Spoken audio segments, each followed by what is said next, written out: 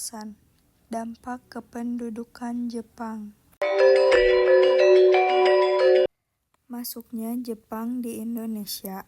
Jepang masuk ke Indonesia pada tanggal 11 Januari 1942 dengan mendarat di Tarakan, Kalimantan Timur. Ketika datang, Jepang langsung menduduki kota tersebut. Kemudian dengan cepat Jepang memperluas kekuasaannya ke kota-kota sekitar, seperti Balikpapan pada 24 Januari 1942, Pontianak pada 29 Januari 1942, Samarinda pada 3 Februari 1942, dan Banjarmasin pada 10 Februari 1942.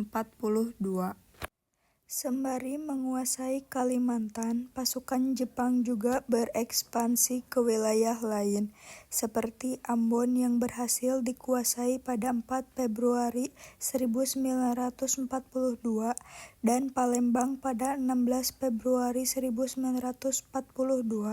Setelah menguasai luar Jawa, Jepang akhirnya tiba di Pulau Jawa.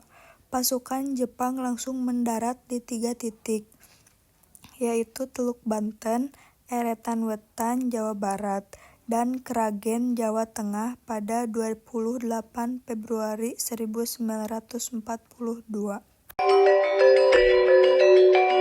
Kehidupan Jepang di Indonesia. Masa pendudukan Jepang di Indonesia berlangsung selama kurang lebih 3,5 tahun.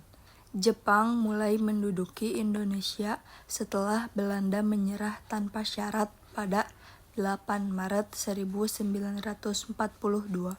Masa pendudukan Jepang merupakan masa yang sangat kelam bagi rakyat Indonesia.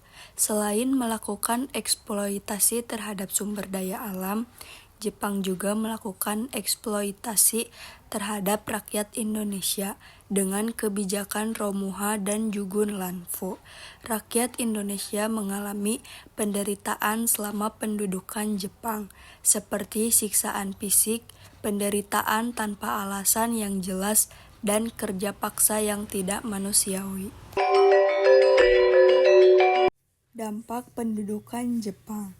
Selama 3,5 tahun menduduki Indonesia, Jepang membawa banyak perubahan bagi kehidupan rakyat pribumi.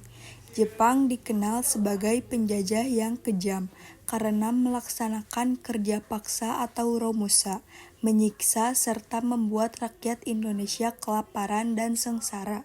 Meski begitu, ada juga dampak positif dan dampak negatif dari pendudukan Jepang di Indonesia. Dampak positif.